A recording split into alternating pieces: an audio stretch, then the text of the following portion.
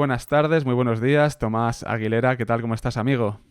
Hola, muy buenas, Javi, ¿qué tal? Muy bien, Pues nada, encantado de estar aquí otra vez. muchas gracias por estar de nuevo, de acudir a nuestra llamada para hablar contigo sobre un tema, además, que nos propusiste, que es súper interesante, como es esa imagen, ¿no? Esa imagen de Esparta en la cultura occidental a lo largo de los siglos, cómo se ha ido conformando esa imagen, como digo. Así que si te parece, bueno, lo primero de todo, en Chile todo bien, con calor, ¿no? Ahora mismo hace calor allí, claro, estáis en las puertas del verano. Con bastante calor, sí, ya estamos a puntito de entrar el verano, así que aquí sí, como a 30 grados ahora mismo. Madre mía, no Y las sé 3 de la tarde. no sé si decirte que me das envidia o no, cuidado, porque tanto calor para mí ya. Claro, a ratos es bueno, a ratos es malo, depende, depende cuando te pille, está claro. Pues nada, Tomás, si te parece, vamos a entrar en materia, nos desplazamos a la antigüedad, a ver esa visión, ¿no? Ese espejismo espartano en la antigüedad, como me indicabas. Eh, ¿Por dónde empezamos? ¿Qué camino recorremos, Tomás? ¿Qué tablero nos vas a dibujar? Y esos personajes, cuéntanos.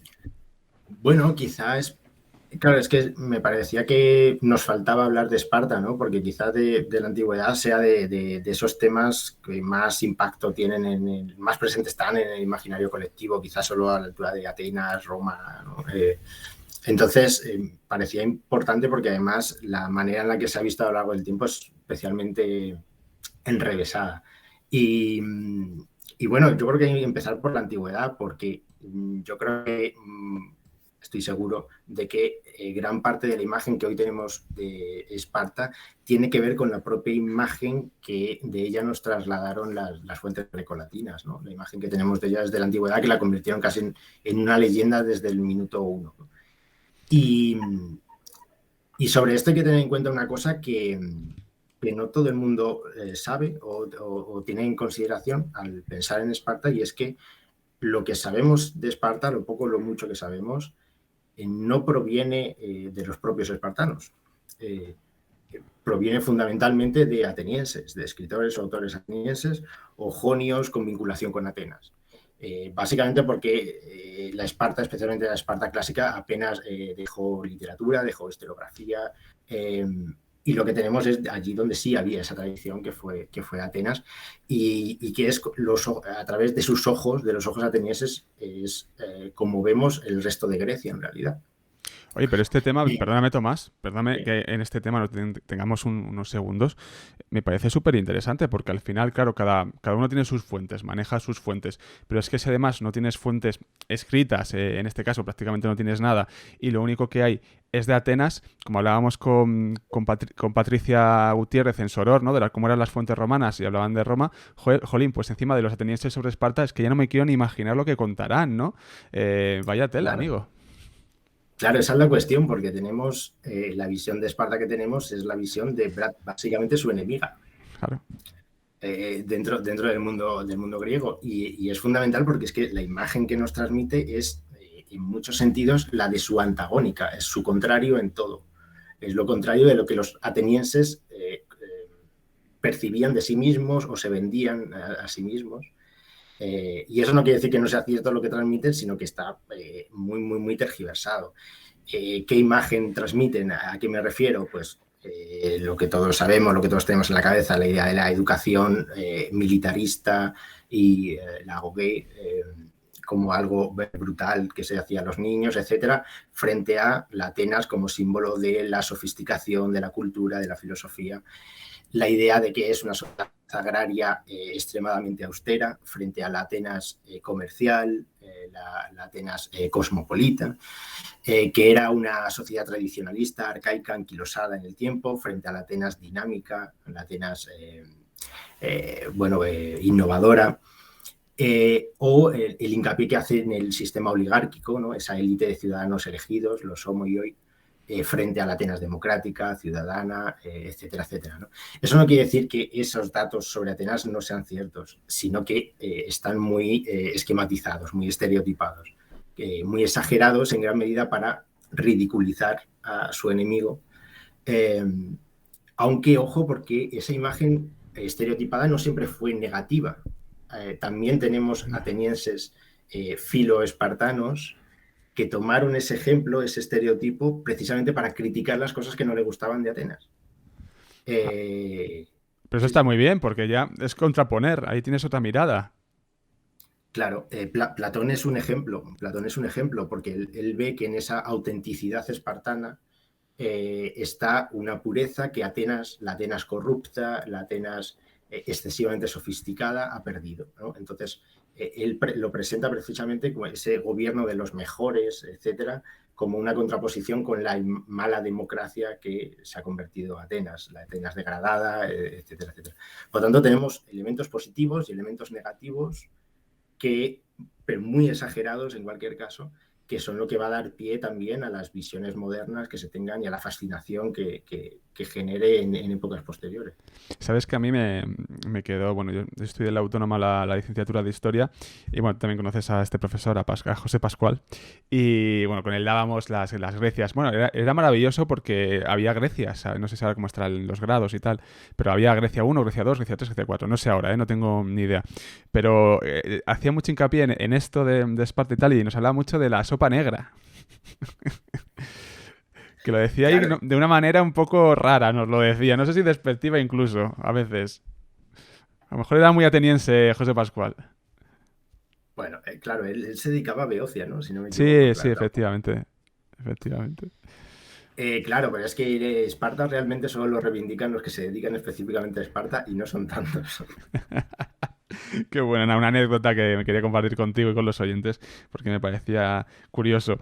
Si te parece también, claro, la visión de Esparta se ha ido desarrollando, como nos indicas, a lo largo del tiempo y vamos a ir a esos debates políticos modernos, estas mesas que se organizaban, esos planteamientos sobre Esparta. Cuéntanos, Tomás, ¿qué teníamos allí en esos tiempos posteriores? Bueno, estoy viendo la ilustración y otros tiempos, ¿no? Más cercanos para nosotros, claro está. Sí, a ver, Esparta siempre ha estado como muy presente, en parte porque también los romanos siguieron cultivando ese estereotipo de Esparta, en otros como Plutarco, por ejemplo. Entonces ha estado siempre como muy presente, pero realmente adquiere una trascendencia nueva en época moderna, a partir del siglo XVI, del siglo XVI al XVIII. El papel de Esparta en la cultura occidental adquiere nuevas connotaciones mucho más profundas. Y una de ellas que a mí me parece especialmente interesante es el papel que juega dentro de los debates políticos que se inician en el siglo XVI y que tienen que ver con los debates sobre los límites de la monarquía, el papel de los órganos representativos, el debate entre repúblicas o monarquías, etc. ¿no? Y ahí Esparta juega un papel muy importante en general la antigüedad, ¿no? Y la filosofía política de la antigüedad, pero Esparta en particular cumple un papel que es el de un término medio, de alguna forma, entre la tiranía o la monarquía absoluta y la democracia republicana.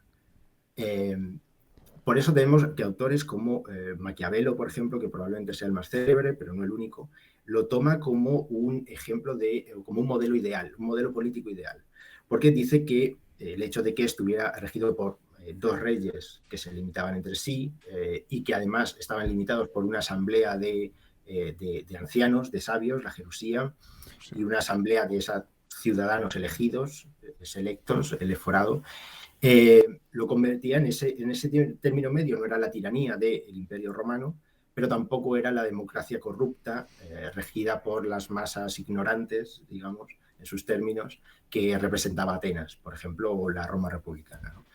De esta manera sería un gobierno de los mejores, una república oligárquica, esa que defendía también Platón, ¿no? Y de hecho, Maquiavelo estaba pensando en un ejemplo concreto. Él lo estaba comparando con Venecia, que era pues la república oligárquica por excelencia en aquella época y que para él era el modelo a seguir. Pero Esparta también ha estado en otros debates súper importantes, ya avanzando en el tiempo, especialmente en el siglo XVIII, como decías, en la Ilustración francesa. Esparta volvió a estar muy presente por otro motivo muy diferente, que además va a derivar en algo muy distinto, que son los debates en torno a la propiedad privada y la propiedad de la tierra.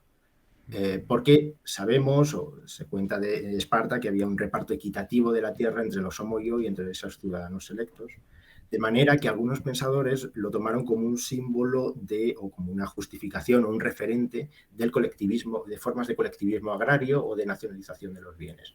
Hablo de autores como Montesquieu, como Rousseau, pensadores clave de finales del siglo XVIII.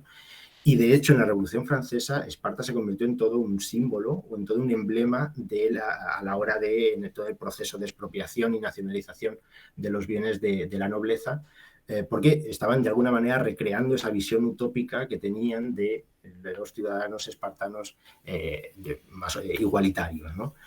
Eh, de hecho, esta idea se desarrollará aún más y los pensadores socialistas ya del siglo XIX, especialmente en Francia, sobre pensadores como Mbappé o Proudhon incluso, utilizaron a Esparta como de hecho un símbolo, un referente a la hora de hablar de la abolición de la propiedad privada y del igualitarismo radical, ¿no? Lo que no deja de ser muy paradójico, ¿no? Que una sociedad tan desigual, una sociedad esclavista tan brutal como la espartana se convirtiera en nada menos que un símbolo de la justicia social y del igualitarismo socialista, ¿no? Y bueno, para ilustrar todo esto de lo que estoy hablando, Sí, ¿no? Esparta como símbolo político, he traído este cuadro que probablemente sea el más conocido de la batalla de las Termópilas, que no he mencionado todavía y que siempre está presente al hablar de Esparta. Y bueno, decir que al mismo tiempo que todo esto ocurre, que todos estos debates políticos en torno a Esparta se dan, hay un símbolo que casi lo trasciende, que es la batalla de las Termópilas contra los persas en las guerras médicas y el sacrificio de Leónidas, etcétera, ¿no? Todo el mundo lo conoce. Claro, esto siempre fue de alguna manera un símbolo de la resistencia y del sacrificio patriótico en general, y esto ha traspasado ideologías a lo largo del tiempo.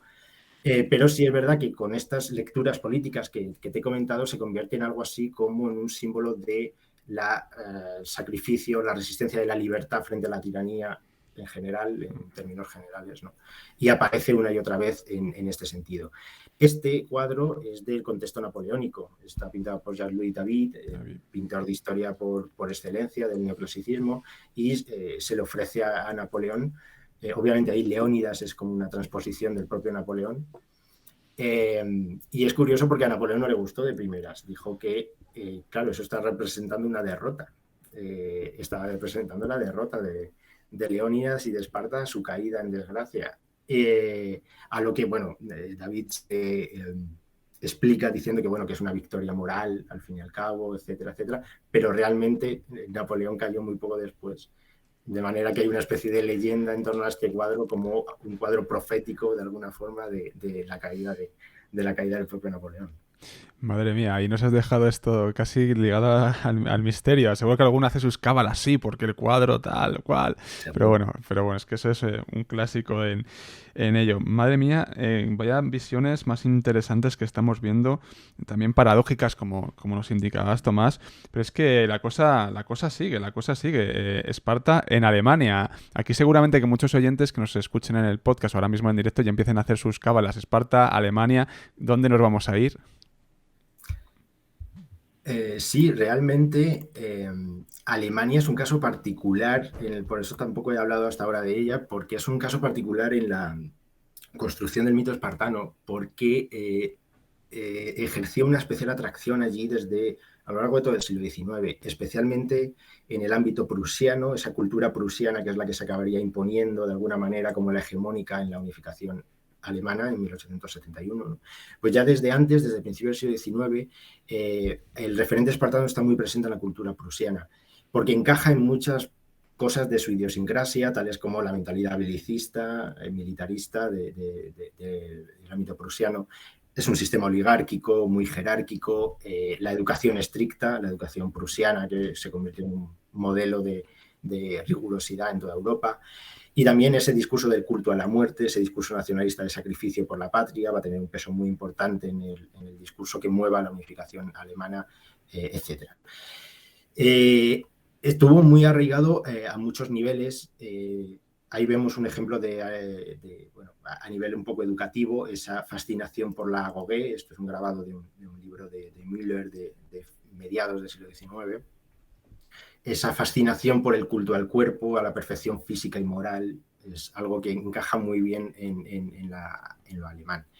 ¿Qué pasa? Que a finales del siglo XIX adquiere una dimensión nueva y se incluye un elemento nuevo a medida que se desarrollan las teorías raciales. Porque se establece en Alemania la idea de que los dorios, que son los supuestos ancestros de los de los espartanos y los pueblos germánicos de la antigüedad estaban emparentados, tenían un ancestro común en el pueblo ario, en el pueblo indoeuropeo, de manera que ya Esparta no solo era un modelo a imitar, sino que se convierte en algo que forma parte de la propia esencia biológica alemana, de manera que más adelante se va a hablar incluso de un espíritu germano-espartano para hablar de la idiosincrasia alemana en el modelo nacionalista, ¿no? Claro, obviamente esto alcanza su máxima cota en el nazismo. No sé si tenía alguna imagen más de... Sí, bueno, como muestra de que también estaba muy presente en la cultura popular, que eso no es algo solo de ahora. Aquí tenemos un anuncio de crema solar alemán de principios del siglo XX, de marca Spartan. Además me hace gracia que sea crema solar, ¿no? Es como para asegurar que seguimos siendo bien blancos. Bueno, pues como digo, esto alcanza una cota nueva durante el nazismo. Y bueno, está muy en el discurso político de los nazis, en esa reivindicación de lo ario ancestral y de los principios que representaba Esparta y la educación espartana de alguna manera, esa austeridad, culto al cuerpo, etc. Y está muy presente en todo el imaginario nazi. Por ejemplo, la Luftwaffe, la aviación alemana, tenía un escuadrón suicida de kamikaze que llama Leónidas, simbólicamente aludiendo a ese sacrificio de la patria. Está muy presente en todos los discursos, el discurso racial. Se transforma en este concepto que te he comentado antes, habla del espíritu nacionalsocialista espartano, para hablar del resurgimiento de la moral propiamente aria, etc. Y además se toma un elemento del que no he hablado hasta ahora, pero que es muy importante en todo esto, que es la cuestión de la eugenesia. Claro, eso ya estaba en las teorías raciales del siglo XIX, esa fascinación por la selección que los espartanos hacían de los niños al nacer, arrojando por el monte Taigeto a aquellos que tenían algún tipo de discapacidad. Esto fascina en esa idea de la selección racial propia de la época, y en el periodo nazi aparece de manera explícita esto como referente para la solución que ellos van a proponer para esta. Y tenía aquí una pequeña cita del propio Hitler, que escribió en uno de sus primeros escritos, y que escribe y que dice, cito, Esparta debe ser vista como el primer estado étnico. La exposición de niños enfermos, débiles, deformes, en definitiva, su destrucción, era más decente y 1000 veces más humano que la espantosa locura de nuestros días, que preserva a los sujetos más patológicos. Es decir, no solo estaba presente, sino que es algo así como que, bueno, al decidir el exterminio de determinados grupos sociales, estaban de alguna manera llevando a la práctica aquellos que ellos consideraban sus ancestros estaban haciendo bien. Madre mía, cómo... Me quedo sin palabras, ¿no? Pero claro, esto era así. En fin, seguimos, Tomás, seguimos. La gente está comentando en el chat, también lo digo, dice que los grabados, no sé, Ross nos dice que los grabados y dibujos que nos has traído son muy ilustrativos. Y nos dice Aroa también que curioso lo de la crema solar. Y saludamos también a Mr. Verdu,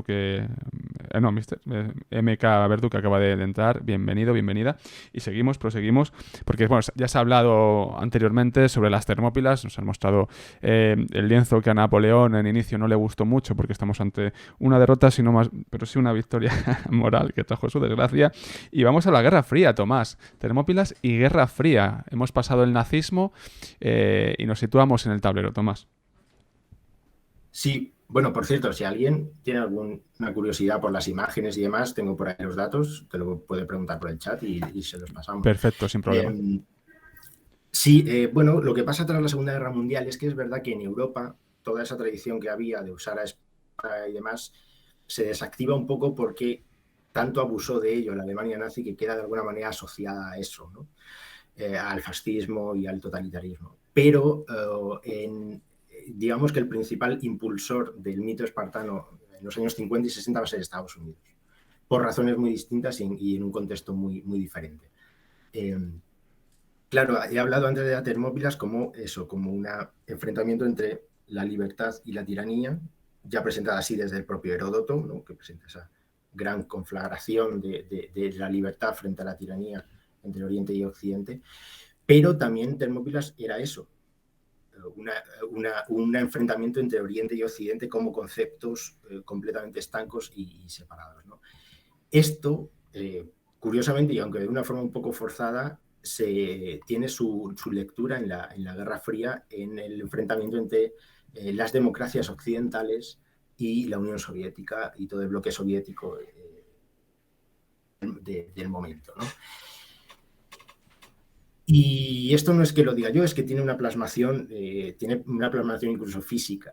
Y además era un fenómeno muy curioso, y es que mientras de alguna manera Estados Unidos resucita el mito de las Termópilas para hablar de esto y simbolizar esto, también alimenta el nacionalismo en Grecia, porque Grecia era en aquel momento precisamente el último bastión en Europa del Este de las democracias capitalistas, de las democracias occidentales. De esta manera se realimenta de alguna forma los intereses de ambos, los discursos políticos de ambos en este contexto. Estas dos estatuas son un buen ejemplo. Una de ellas está en Termópilas, otra en Esparta, y las dos fueron levantadas en los años 50 y 60, creo que la primera es del 55, la segunda es de principios de los 60, y además la segunda, la de Esparta, está financiada por el gobierno estadounidense. Es decir, el vínculo es claro. Y pues trata de esto, alimentar el nacionalismo griego sintiéndose ellos como importantes, como tapón de la barbarie, de la tiranía soviética, y utilizarlo en su favor. Y también de esa época y de este contexto es bueno, la primera gran película sobre las Termópilas, traducida en español como El León de Esparta, que es de 1961 precisamente, que es una película americana, pero que está rodada en Grecia y con participación además económica del Ministerio de Defensa griego, lo que es enormemente simbólico, ¿no? Nos habla de todo este contexto, ¿no? De este contexto de demonización de Oriente, que en este caso le tocaba ser el mundo soviético. Madre mía. Cómo cambian las imágenes que se dibujan sobre Esparta, sobre las Termópilas. Y ya llegamos a nuestros tiempos, a la actualidad, y seguramente que algún tema ya hayas tratado en el Café de la Lluvia de una u otra manera. Recuerdo un artículo tuyo, si no recuerdo mal, en tu cementerio de iconos, que invitamos a todos los amigos del Café de la Lluvia a leer 300. Actualidad, sí, 300. De hecho, si no me equivoco, el primer artículo. La primera colaboración escrita, puede ser. Café. Que ya no querría ni leerlo porque hace unos añitos. Bueno, está perfecto. Pues sí, se cae el muro, época poscomunista, digamos que esa dialéctica ya no tiene mucho sentido, pero hay nuevos contextos en los que se revitaliza y todo el mundo tiene en la cabeza la revitalización del mito espartano en las últimas décadas. Dos producciones como muy simbólicas de esto, una de ellas la novela de Pressfield, Gates of Fire, sobre las demás de 1998, que fue todo un bestseller, es una novela por excelencia sobre este tema, y el cómic 300 de Frank Miller, que es del 97, aparecen en la misma época. Y de nuevo tienen que ver con esa revitalización del mito en Estados Unidos o desde la cultura americana, en este caso en un contexto muy distinto, que ya no es la Guerra Fría, sino que es la política bélica de Estados Unidos en Oriente Próximo. En el caso de estas dos producciones, en el contexto de las guerras del Golfo, en el caso del último boom del mito espartano, que es la adaptación cinematográfica del cómic de Frank Miller, de Zack Snyder, el 300 de 2006, aparece como en el contexto de recrudecimiento de la guerra en Oriente Próximo, que son los atentados del 11 de septiembre y las guerras de Afganistán e Irak. No es casualidad, y esto está bastante trabajado, es un tema sobre el que se ha debatido mucho, pero lo cierto es que el mito ha renacido al mismo tiempo que crecía todo el aparato mediático en torno a la demonización del Islam y el terror frente a la amenaza islámica, etcétera, etcétera.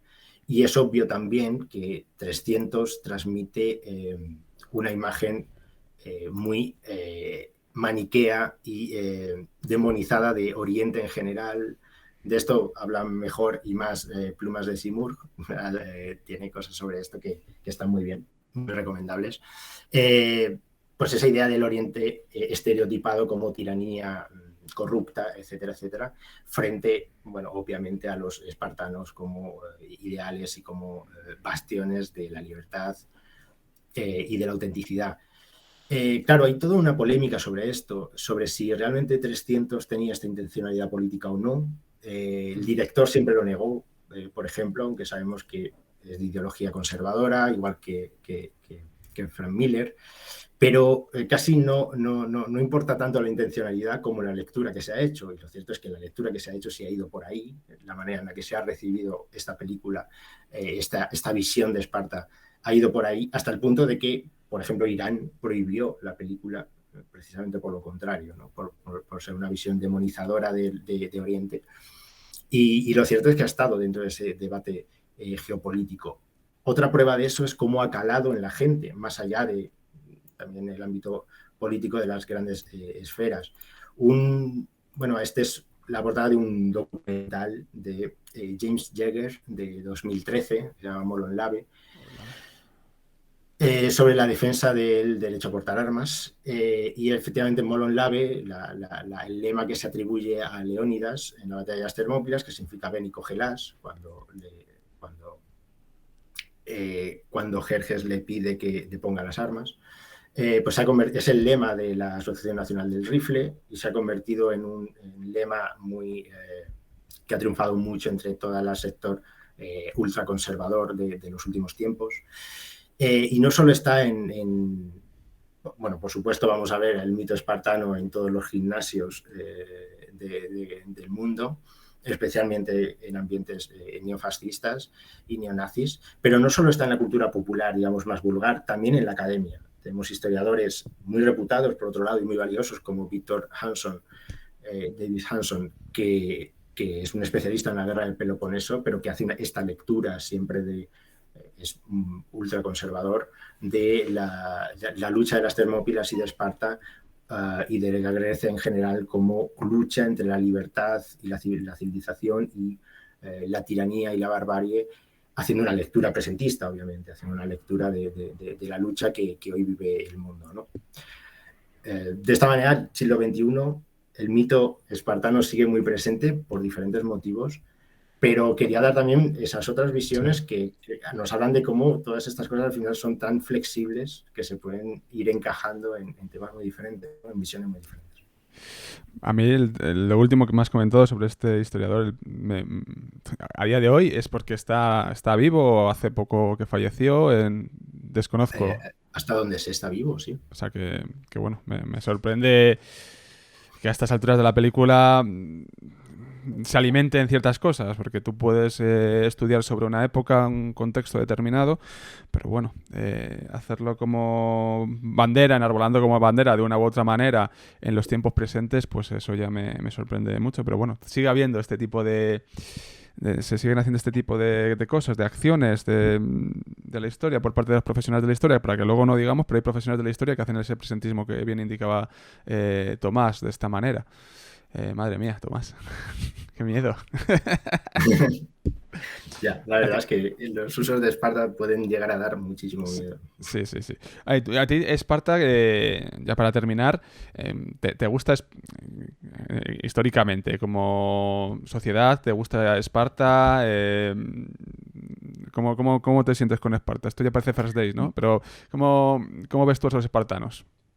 Con los datos que tenemos. A ver, yo no soy especialista en Esparta, bien lo sabéis, pero bueno, a ver, me parece un tema fascinante. O sea, no creo que debamos plantear los pueblos históricos como equipos de fútbol, si claro, te gusta más o menos, que muchas veces se hace, ¿no? Incluso en la divulgación. Y en la carrera, perdóname, y en la carrera, y en el máster, y en la academia, vamos. Por supuesto, tú eres de los romanos. Tú, sí. Sí, creo que es un error porque al final acabas inclinando a la gente a este tipo de identificaciones un poco estúpidas, ¿no? Bueno, Esparta era un sistema brutal, igual que casi cualquiera de la antigüedad. Yo no habría sobrevivido allí ni 5 minutos, así que no me puede gustar mucho. Tampoco. Pero sí que es fascinante.